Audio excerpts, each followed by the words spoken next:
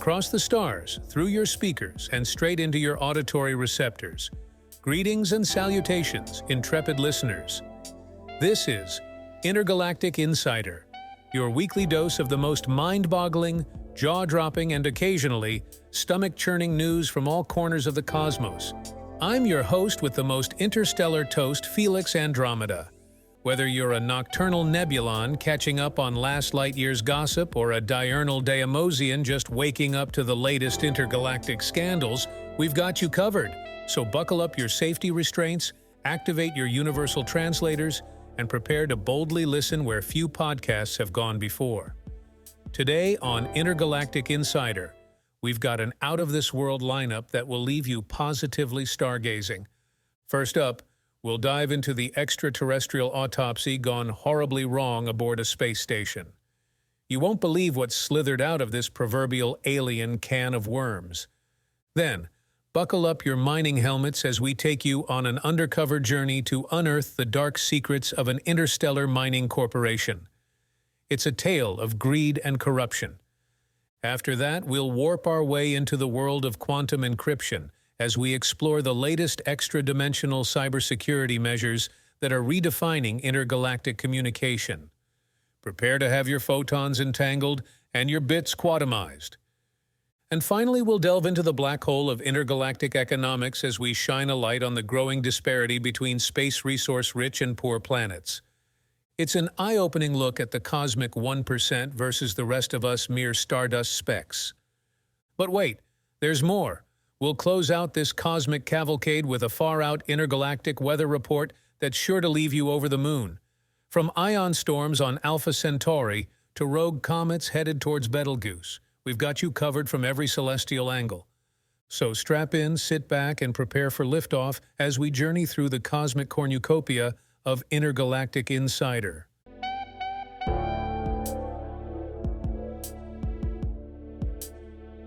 Greetings, interstellar explorers, and welcome back to another thrilling installment of Intergalactic Insider, your number one source for all things otherworldly, out of this world, and just plain out there. I'm your intrepid host, Felix Andromeda, and boy, do we have a jam-packed show lined up for you today? But before we dive headfirst into the cosmic shenanigans of the week, let's get right to our top story. We're joined live in the studio by Dr. Celeste Vega-Nguyen, a renowned xenopathologist from the Alpha Centauri Institute of Extraterrestrial Medicine, and via hologramic transmission, Admiral Grigory Space Bear Orlovsky, the newly appointed head of biosecurity for the United Galactic Federation. Greetings, Felix. It's an honor to be here on your illustrious podcast. The pleasure is all mine, Admiral. Dr. Vega-Nguyen, it's always a delight to have you in the studio. Thank you for having me, Felix. It's always a thrilling experience. Well, we appreciate your bravery, Celeste. Now let's get down to business. The interstellar news waves have been abuzz with rumors of a catastrophic biohazardous incident aboard the UGF research vessel, the SS Pioneer Spirit. Care to enlighten our listeners on what exactly transpired? I'm afraid those rumors are regrettably not far from the truth, Felix. Approximately 3 stellar cycles ago, we received a distress signal from the SS Pioneer Spirit. Upon arriving on the scene, our rescue teams found widespread devastation and loss of life aboard the vessel. Our thoughts and condolences go out to the families of those who were lost. Dr. Vega-Nguyen, can you shed some light on the cause of this tragedy? Thank you for your sensitivity, Felix. After conducting a thorough post-mortem analysis on the remains recovered from the scene, we've determined that the crew of the SS Pioneer Spirit fell victim to an aggressive, previously unknown pathogen of extraterrestrial origin. An alien plague? That sounds like something straight out of a low-budget interstellar B-movie. How on Alpha Centauri B's rings could this have happened, Admiral Orlovsky? Don't we have strict protocols in place to prevent exactly such a catastrophe? That's the million space credit question, Felix. As you know, the United Galactic Federation takes interstellar biosecurity incredibly seriously. All UGF vessels are equipped with state-of-the-art quarantine measures and advanced AI-assisted decontamination systems to mitigate any potential risks. So, what went wrong? Was it a case of malfunctioning equipment or sabotage? Actually, Felix, our preliminary investigation points to a far more mundane, yet no less troubling explanation. Do tell, Dr. Vega Nguyen. Our listeners are on the edge of their proverbial space seats. Well, it seems that a rogue scientist aboard the SS Pioneer Spirit, one Dr. Herbert Crane, decided to conduct an unauthorized autopsy on a deceased alien specimen that had been recovered from an uncharted Class X planet during a routine survey mission. That's like breaking the #1 golden rule of interstellar exploration. Never perform alien autopsies on a B-class research vessel, especially without the proper permits or biohazard clearance. Dr. Crane must have known better than that. Unfortunately, it appears that Dr. Crane's thirst for knowledge and desire for personal glory clouded his better judgment. In his haste to be the first to study this particular specimen, he circumvented numerous safety protocols and ignored repeated warnings from both his crewmates and shipboard AI systems. Tragic indeed. But how did things go so catastrophically wrong? Surely the standard decontamination procedures should have neutralized any potential contagions before they could pose a threat to the rest of the crew. That's where it gets even more alarming, Felix. Our analysis indicates that the pathogen responsible for this outbreak possesses a unique adaptive biology. It appears to have mutated at an accelerated rate in response to Dr. Crane's initial attempts at containment and study. So, what you're saying is that the more Dr. Crane tried to stop it, the stronger it became. That sounds like a recipe for disaster with a side of calamity, sprinkled with a generous helping of catastrophe. In layman's terms, yes, that is an accurate assessment of the situation. It's like the pathogen was evolving in real time to evade all known countermeasures and capitalize on any weaknesses it encountered. That's terrifying. So, what happened next? How did the pathogen spread so rapidly throughout the entire ship? Once the pathogen had breached Dr. Crane's makeshift containment area, it began to spread through the ship's ventilation system and compromised life support networks. The Pioneer Spirit was an aging vessel, and while it had undergone regular maintenance, there were still a number of inherent vulnerabilities that the pathogen was able to exploit. That's right. I remember reading about those safety concerns in last week's edition of Intergalactic Inspection Violations Monthly. It seems someone at the UGF Fleet Maintenance Office might be in for a stern talking to and a possible demotion to cleaning out the warp core waste extractors on the Uranus-Saturn Express. While it's true that the Pioneer Spirit's aging systems may have exacerbated the situation, we shouldn't discount the pathogen's remarkable adaptability and virulence. Preliminary analysis suggests that it was specifically designed to target and subvert standard UGF biocontainment protocols. Designed? Are you implying that this wasn't an accident, but rather a case of biological warfare? It's too early to jump to any concrete conclusions, Felix. However, the sophistication and specificity of this pathogen's countermeasures do raise some disturbing possibilities. This is getting stranger than a betazoid's mating ritual. Admiral Orlovsky, what measures are being taken to prevent this bioweapon from falling into the wrong hands? And more importantly, how do we ensure that nothing like this ever happens again?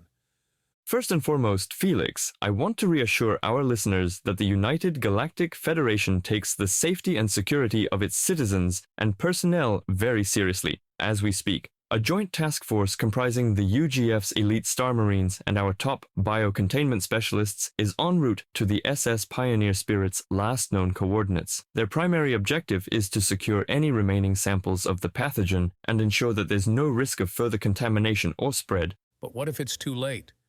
What if this alien plague has already spread beyond our control? While that is a valid concern, we have no reason to believe that such an outcome is even remotely probable. The Pioneer Spirit was operating in a remote and sparsely trafficked sector of space at the time of the incident. Additionally, all UGF vessels are equipped with fail-safe protocols designed to enact emergency quarantine measures and self-destruct sequences if they detect an imminent biohazardous breach. That's somewhat reassuring, I suppose. Dr. Vega Nguyen, what about a cure or vaccine? How close are we to developing something that can protect us from this insidious interstellar menace?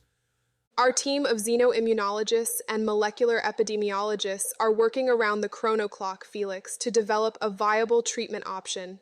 However, given the pathogen's remarkable adaptability and capacity for rapid mutation, we can't make any ironclad guarantees at this time. I understand. Well, folks, it seems that once again, our insatiable curiosity about the universe around us has landed us in some pretty deep space.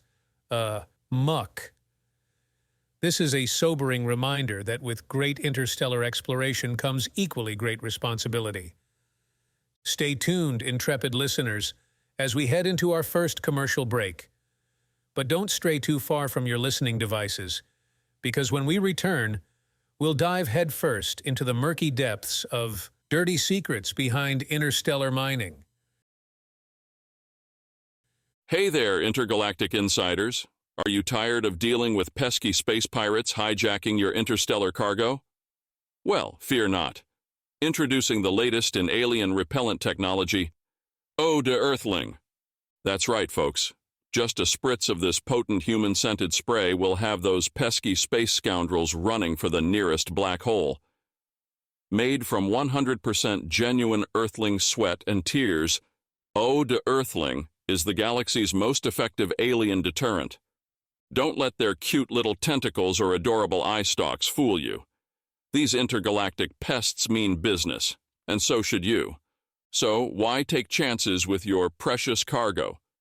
Protect it the Earthling way with Eau de Earthling. Act fast, Intergalactic Insiders, because for a limited time only, we're offering a special 2-for-1 deal. That's right. Buy one bottle of Eau de Earthling and get another bottle absolutely free. Plus, as an added bonus, you'll receive our handy droid Stinky Steve, specially designed to deploy your Eau de Earthling at the first sign of alien intrusion. Don't let another day go by without the peace of mind that only Eau de Earthling can provide. Call now at 555-STINK-ME-UP and protect your interstellar investments the human way. Greetings, intrepid intergalactic explorers. I hope you managed to stock up on all your essential space-traveling essentials, like portable warp drive lubricant and universal translator tongue patches. Now let's dive headfirst into the murky depths of Intergalactic Insider Investigates, the dirty secrets behind interstellar mining. For centuries, mankind has looked to the stars and dreamed of harnessing their vast, untapped resources. With the advent of faster-than-light travel and advanced mining technology, these once unattainable celestial treasures are now within our grasp. But at what cost? Today on Intergalactic Insider, we're shining a bright journalistic spotlight into some of the darkest corners of the interstellar mining industry. Joining us to illuminate these shadowy recesses are two esteemed guests. First, we have Dr. Ilara Vega Nguyen, Chief Astrogeologist at the Galactic Institute for Extraplanetary Studies and a leading expert on sustainable interstellar resource extraction. Greetings, Dr. Vega Nguyen. Greetings, Felix. It's an honor to be here today. The pleasure is all mine, Dr. Vega Nguyen, although I have to admit you sound awfully familiar. Any relation to our esteemed xenoimmunologist from our previous segment, Dr. Celeste Vega Nguyen? Why, yes, Felix. Celeste and I are twin sisters. It's a small galaxy, isn't it? Indeed it is. Well, we're thrilled to have both of you on the show today. And joining us from our remote deep space mining colony Uplink, we are also privileged to welcome mining foreman Rex Terranova, a seasoned veteran of the interstellar mining industry with over 3 decades of experience excavating some of the most inhospitable corners of the cosmos. Greetings, Felix. It's not every day we get a celebrity like yourself dropping by our humble little asteroid claim. Well, Foreman Terranova, the honor is all mine. I must say you're coming through crystal clear for someone who's currently burrowing their way through an asteroid belt in the Delta Quadrant. Ah, that's just a testament to our top-of-the-line subspace communication array, courtesy of our benevolent corporate overlords at Interstellar or Express. Well said, Foreman. Well said. All right, folks, enough small talk. Let's get down to the nitty-gritty of interstellar mining and uncover some of the less-than-glamorous realities lurking behind those shiny space rocks. Dr. Vega Nguyen, let's start with you. As an expert in sustainable resource extraction, what are some of the most pressing environmental concerns posed by current interstellar mining practices? Hold on just a moment, folks. We're getting breaking news in from our Intergalactic Insider news desk. It seems that a rogue comet has just collided with the interstellar mining colony of New Titanium Prime, causing widespread devastation and disrupting the supply of rare metals to several neighboring star systems. We'll keep you updated on this developing story as we receive more information. In the meantime, let's return to our discussion on interstellar mining practices.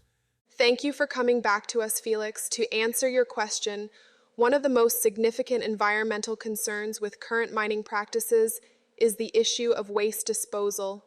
The process of extracting valuable resources from celestial bodies like asteroids and moons often generates massive amounts of debris and toxic byproducts. And what happens to all that space junk, Dr. Vega Nguyen? Well, Felix, unfortunately, much of it is simply ejected into the void of space or left on the surfaces of these already environmentally fragile celestial bodies. Over time, this can lead to the creation of dangerous asteroid belts and even entire rings of debris, posing significant hazards to interstellar travel and potentially contaminating habitable worlds. You mean to tell me that those stunning stellar jewels we've all come to admire through our holoviewers are nothing more than cosmic landfills? I'm afraid so, Felix, but it doesn't have to be this way. With better regulation and investment in sustainable mining technologies, we can mitigate much of the environmental damage caused by our insatiable appetite for interstellar resources. Excuse me, Dr. Vega Nguyen, but we're receiving another breaking news update from our Intergalactic Insider news desk. It seems that the interstellar mining conglomerate Oreco has just announced a groundbreaking breakthrough in eco-friendly resource extraction. Well, I'll be an ion-irradiated igneous intrusion. It looks like someone upstairs was listening in on our conversation, Felix. Stranger things have happened, Foreman Terranova. Stranger things indeed.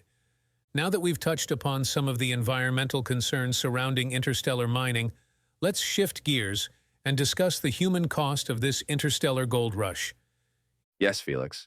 I'm afraid that's a subject close to my heart, or at least what's left of it after all those years breathing in those damnable space silicates.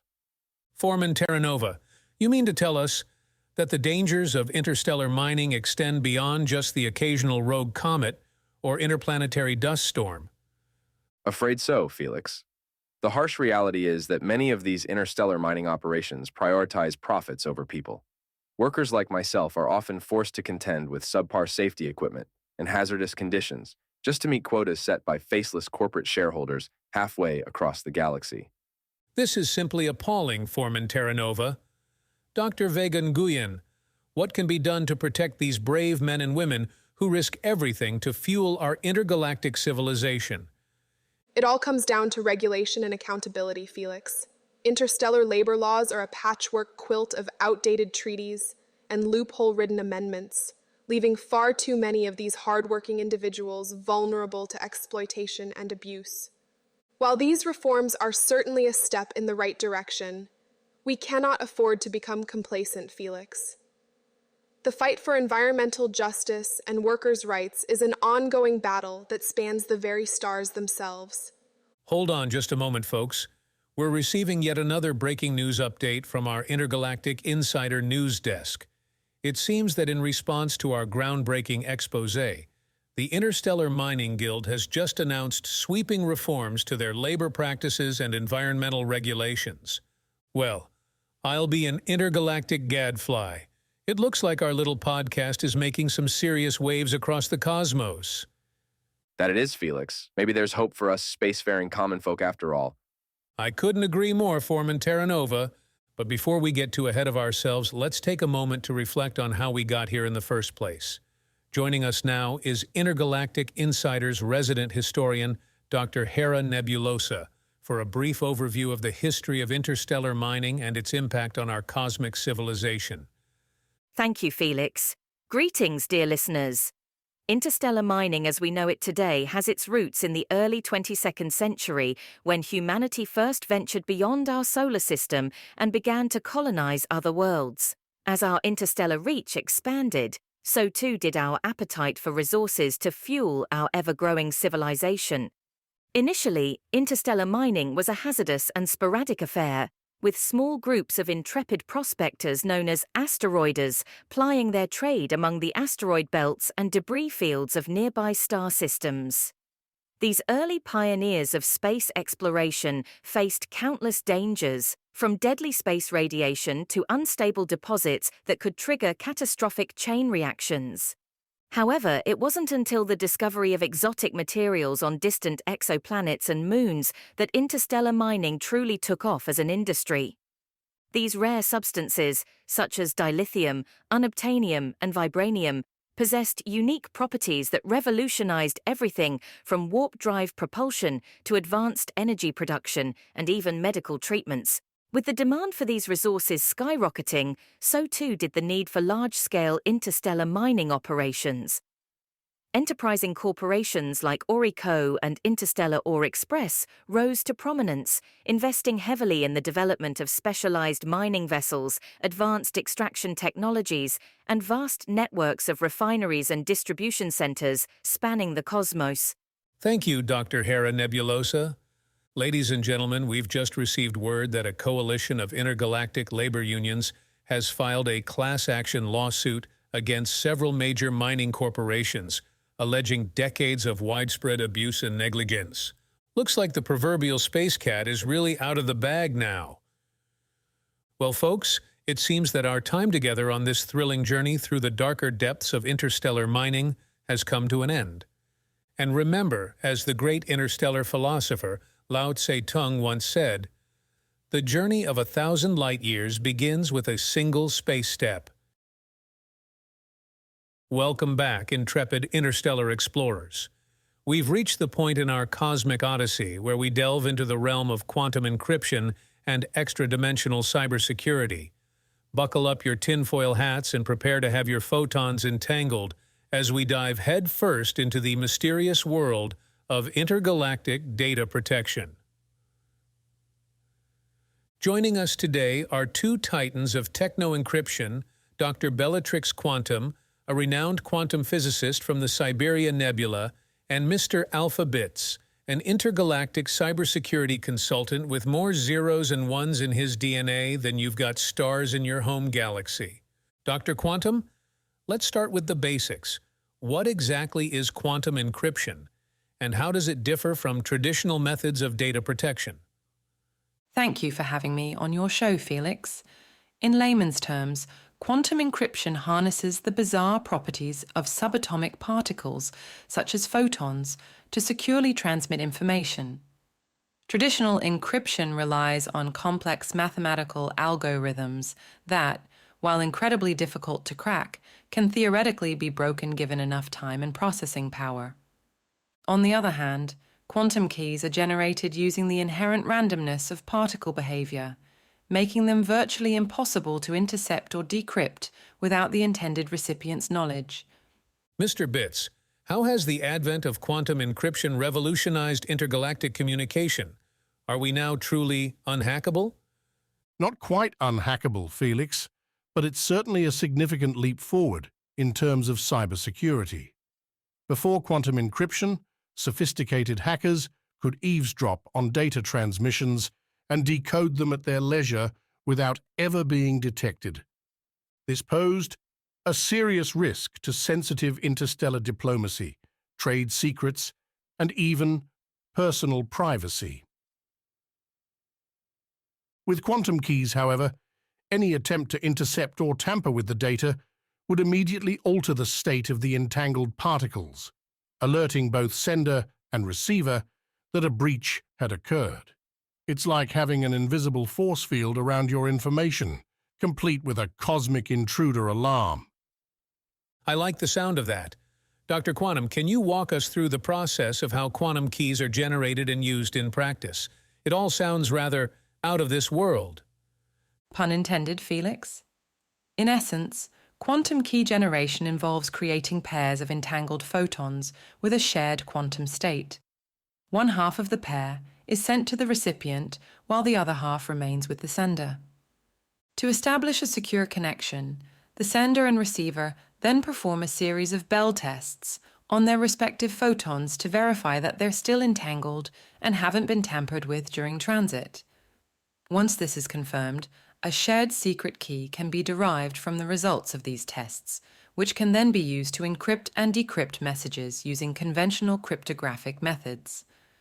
It's like a cosmic version of exchanging secret handshakes, but with subatomic particles instead of high fives. Mr. Bits, I can't help but wonder, if quantum encryption is so secure, why isn't it being used for every single data transmission across the cosmos? Are there any drawbacks or limitations we should be aware of? You're right on the mark, Felix. While quantum encryption is indeed game-changing, it does come with its own set of challenges. For one, transmitting entangled photons over long distances can be quite tricky due to the delicate nature of these particles. Any slight disturbances or imperfections in the transmission medium can cause decoherence, effectively ruining the shared quantum state and rendering the key useless. Additionally, generating and distributing large numbers of entangled photon pairs is still a technological hurdle we're working to overcome. And finally, quantum encryption alone isn't a silver bullet for all cybersecurity threats. It's just one tool in the intergalactic cyber arsenal, if you will. Well said, Mr. Bits. Dr. Quantum, as a quantum physicist at the forefront of this revolutionary field, what exciting breakthroughs or advancements can we look forward to in the realm of quantum encryption and cybersecurity in the coming light years? Thanks for asking, Felix. As Mr. Bits mentioned earlier, one of our primary focuses is developing more efficient methods of generating and distributing entangled photon pairs over greater distances. We're also exploring the potential of using other exotic quantum states, such as cat states or Schrödinger's cat superpositions, to further enhance the security and resilience of our quantum communication protocols. Moreover, researchers are actively investigating ways to integrate quantum encryption with existing classical cryptographic systems, paving the way for seamless end-to-end secure communication across vast interstellar networks. Schrödinger's cat superpositions? I must say, Dr. Quantum, you and your fellow quantum physicists certainly have a felinity for whiskering us mere mortals away with your perplexing jargon. In all seriousness, though, I'd like to thank both Dr. Bellatrix Quantum and Mr. Alpha Bits for joining us today on Intergalactic Insider. Your insights into the fascinating world of quantum encryption and extra-dimensional cybersecurity have been simply out of this world. And that's all the time we have for our fascinating journey into the world of extra-dimensional cybersecurity measures. But fear not, intrepid interstellar listeners, because when we return from this brief cosmic commercial break, we'll be diving headfirst into the great black hole of intergalactic economics as we explore the growing gap between space resource-rich and poor planets. Attention all space explorers and galaxy wanderers. Are you tired of those pesky black holes sucking up your precious cargo? Do you long for a universe where warp speed doesn't come with the risk of being spaghettified? Well, fear not, intrepid traveler. Introducing the latest must-have gadget for all interstellar adventurers, the Holy Shield 9000, black hole repellent and spaghetti straightener. That's right, folks. With our state-of-the-art quantum field technology, the Holy Shield 9000 creates an impenetrable barrier around your ship, repelling any pesky black holes that dare to cross your path. And if that wasn't enough, it also comes with a built-in spaghetti straightener, ensuring your noodles are always al dente and ready for any intergalactic gastronomic adventure. But wait, there's more.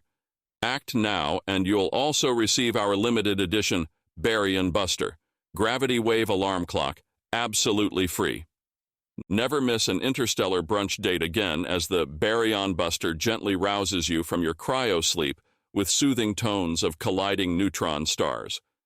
Don't let another day in space pass you by without the peace of mind and well-groomed noodles that only the Holy Shield 9000 can provide. Call now at 1-800-NO-BOOKHOLE and ask for our galactic famous interest-free financing. Disclaimer, results may vary. Intergalactic Insider is not responsible for any unintended wormhole creation, time loops, or unexplained instances of spontaneous pasta generation. And we're back, dear denizens of deep space.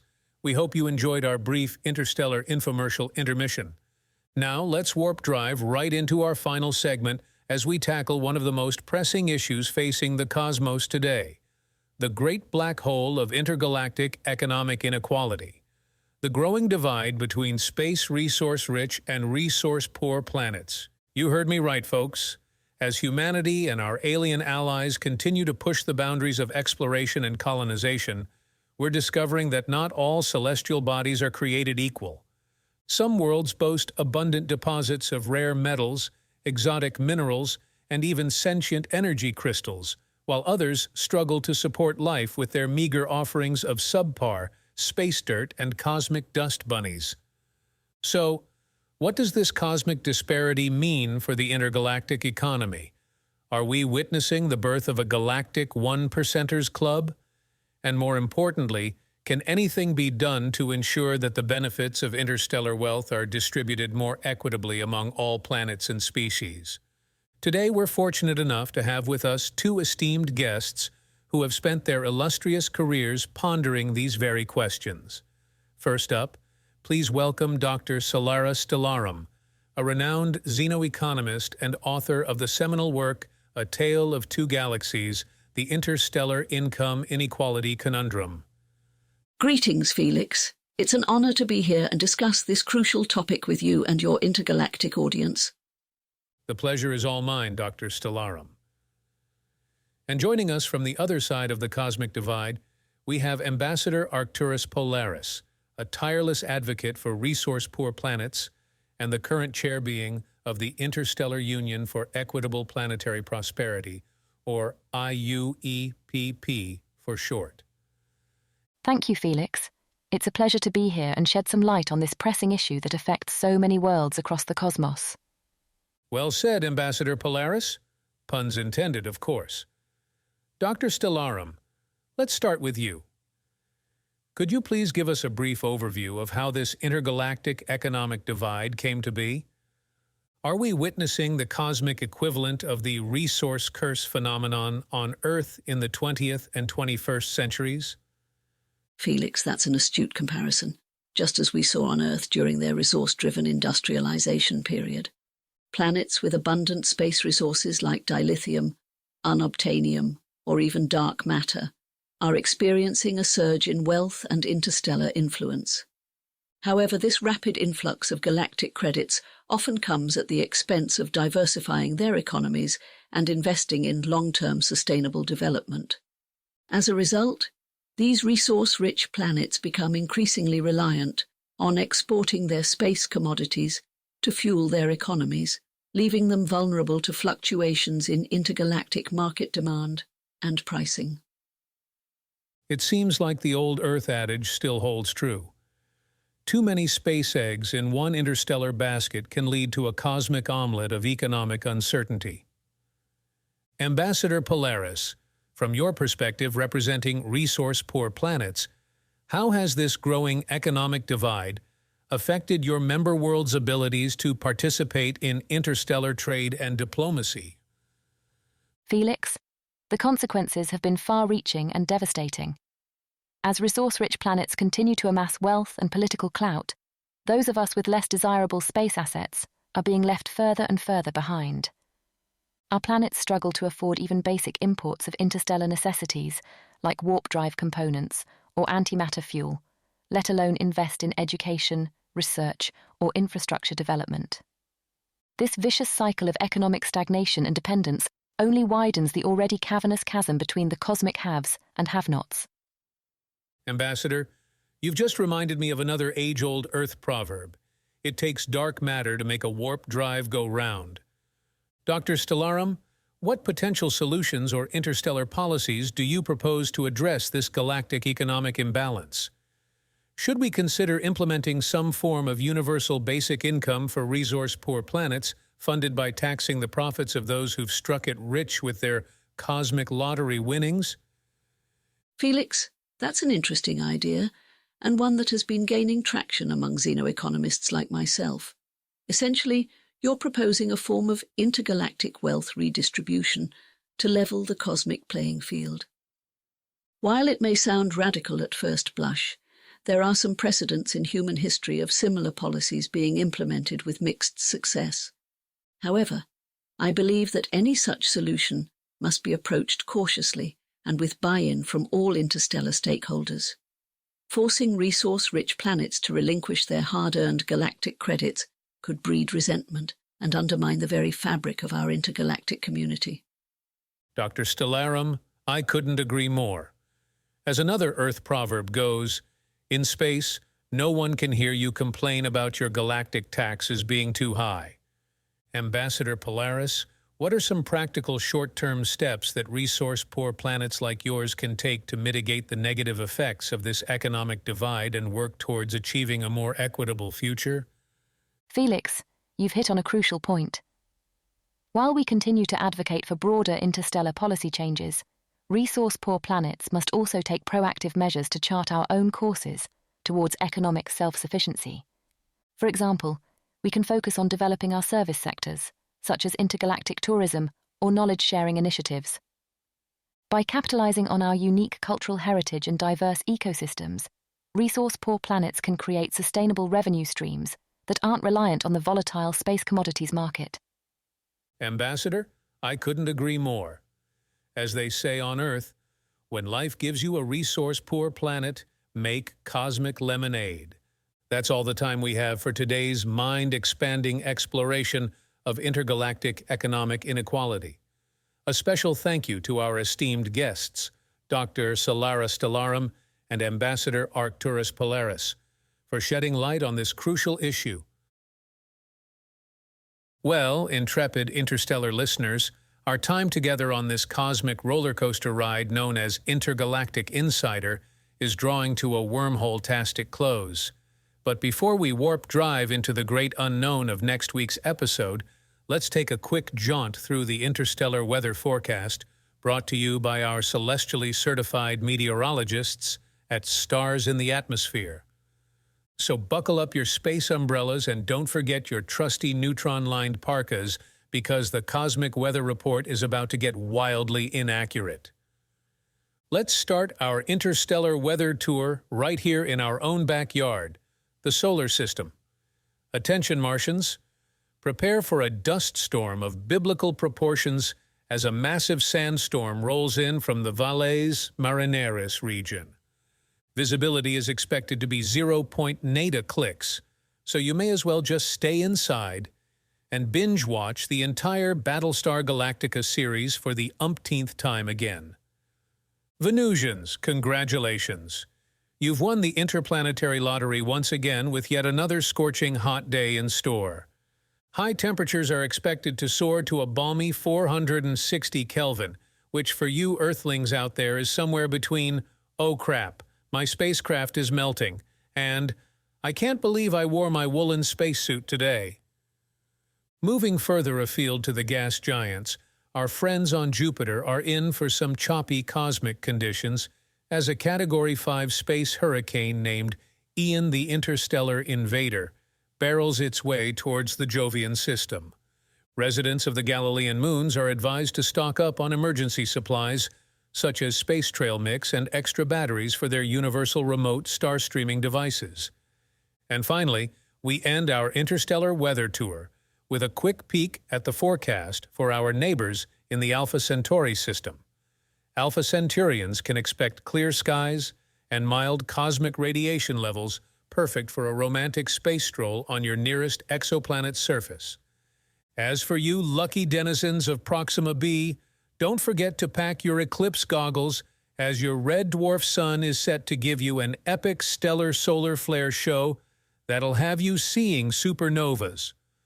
Well, that concludes our whirlwind tour of the interstellar weather patterns for today, space travelers.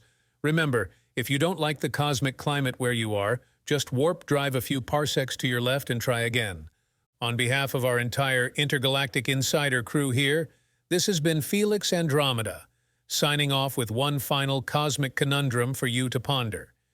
If a photon falls in an empty nebula and no one is around to detect it, does it still emit a joke? Until next time, stargazers, keep your eyes on the stars and your space telescopes pointed towards adventure.